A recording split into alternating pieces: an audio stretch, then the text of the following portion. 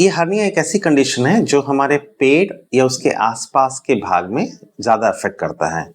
हमारे पेट के चारों तरफ सारे मसल्स रहते हैं और इन मसल में कुछ-कुछ एरियाज़ ऐसे हैं जहाँ पे कि गैप्स हैं या छेद हैं, ये पूरी तरह भरे नहीं हैं। अगर उसी छेद के अंदर से पेट का कोई भी अंश या अंग बाहर निकलने की कोशिश करे या फंस जाए तो इसी को हर्निया बोला जाता है। तो डिपेंड करता है ये कौन-कौन से एरिया में होते हैं और उसी के हिसाब से उसका नामकरण होता है। अगर ये नाभि वाले हिस्सा में पाया जाता है तो उसको अम्बिलिकल हर्निया कहते हैं, जो कि वो छोटे बच्चों में पाया जाता है जन्म के पहले साल के अंदर।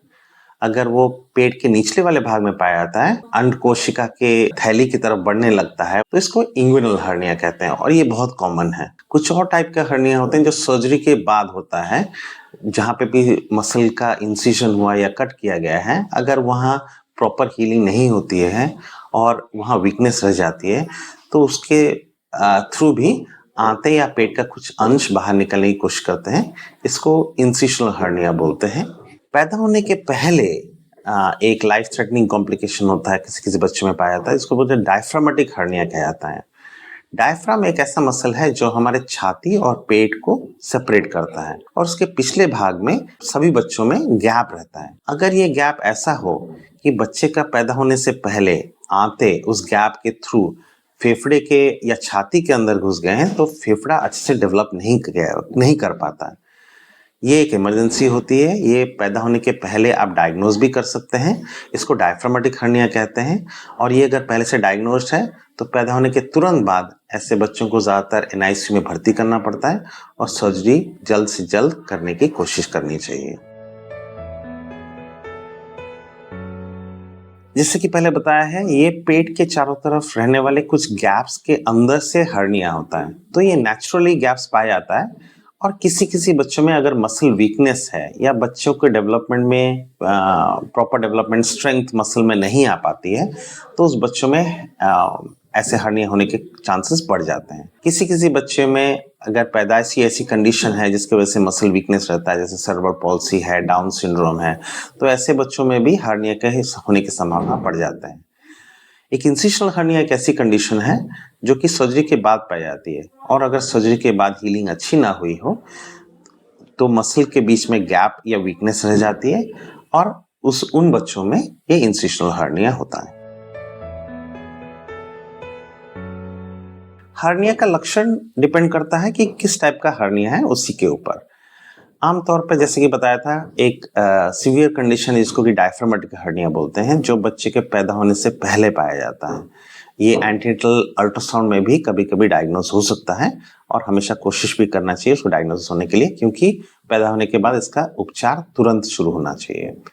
तो इस केस में आते बच्चे के पेट से निकल के फेफड़े में चले जाते हैं, जिसकी वजह से बच्चे को सांस लेने में बहुत दिक्कत होती है और इन बच्चों को बहुत बार वेंटिलेटर पे लेना पड़ता है सर्जरी करने तक। अगर किसी बच्चे को अम्बिलिकल हर्निया है, जो कि नाभि के बीच से आते बाहर निकलने की कोशिश कर रहे हैं, तो ये जनरली बच्चों को पहले साल में मिलता है बच्चों में और इस कंडीशन को ट्रीटमेंट की ज़रूरत नहीं पड़ती है। जैसे-जैसे बच्चे के पेट के मसल्स डेवलप करते जाते हैं, तो ये अपने आप से बंद होने लगता है। तो शुरू में आप कभी-कभी नोटिस करेंगे कि कॉर्ड काटने के बाद नाभि वाले हिस्से में एक छोटा-सा सूजन मिलेगा, जो कि बच्चा जब भी रोएगा तो बड़ा हो जाएगा और जब भी बच्चा शांत हो जाएगा तो अपने आप से चला जाएगा।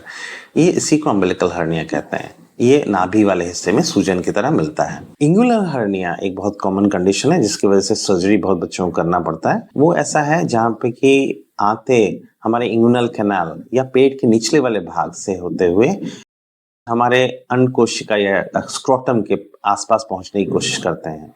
तो इस केस में बच्चा जब भी रोता है या खांसी करता है तो पेट के निचले वाले भाग में आप सूजन नोटिस करते हैं, जो कि धीरे-धीरे समय के साथ बढ़ता जाता है।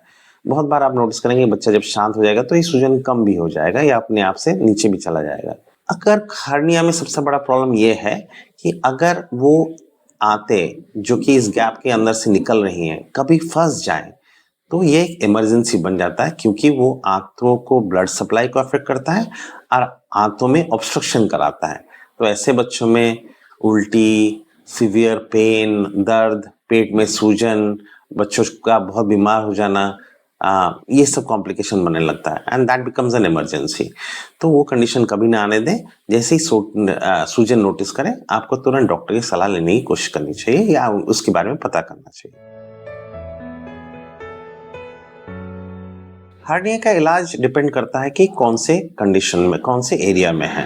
डायफ्रामेटिक हार्निया का जैसे बताया था, वो ऑपरेशन तुरंत बच्चे के पैदा होने के बाद ही करना पड़ता है और ऐसे बच्चों को एनआईसीयू में भर्ती करके उसके सर्जरी करनी पड़ती है पूरा ट्रीटमेंट तक। अगर अम्बिलिकल हार्निया जो कि पहले साल में पाया जाता है, वो जनरली अपने आप से हील कर जाता है जैसे जैसे बच्चे के मसल्स स्ट्रेंथन होने लगते हैं, पेट के मसल्स। तो हार्निया जनरली 1 साल के अंदर अपने आप से रिजॉल्व कर जाता है। अगर 1 साल के बाद भी वो पूरा रिजॉल्व नहीं किया है तो उसके लिए एक छोटा सा सर्जरी करना पड़ता है।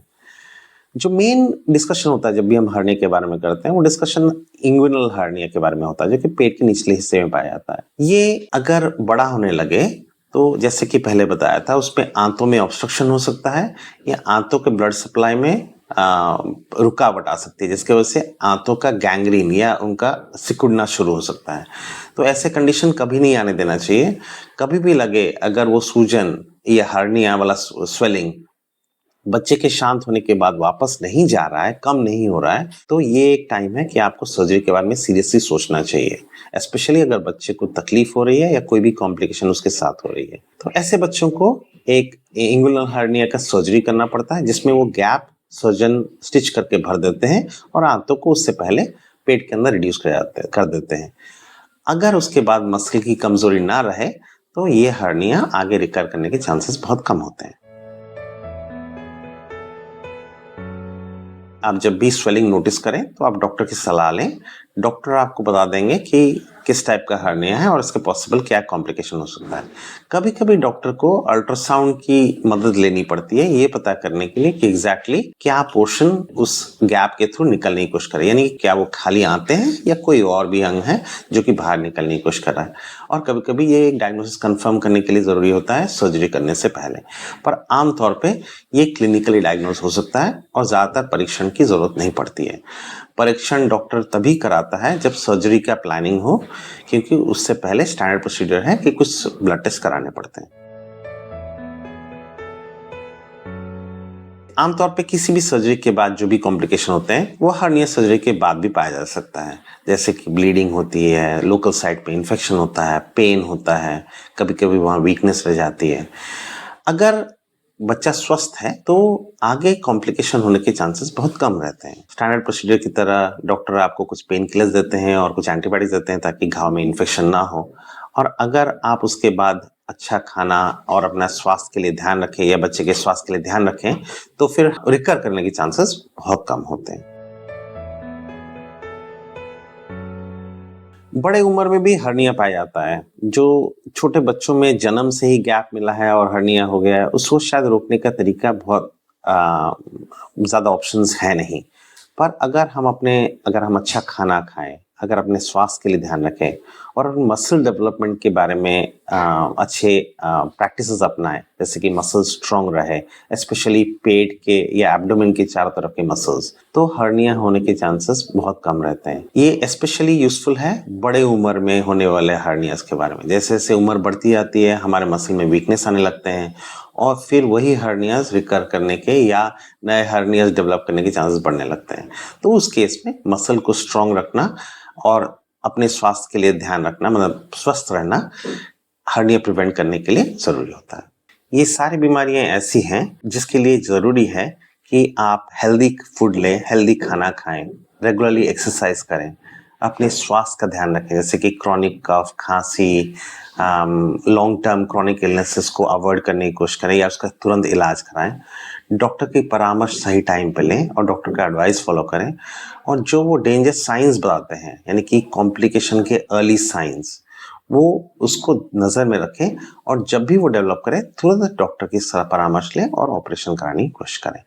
कुछ कुछ प्रोसीजर ऐसे हैं जो कि इलेक्टिवली किया जा सकता है, जैसे इंगुइनल हर्निया अगर वो मिल रहा है क्योंकि वो अपने आप से ठीक नहीं होने वाला है, उसको प्लान करके आप सर्जरी करा सकते हैं।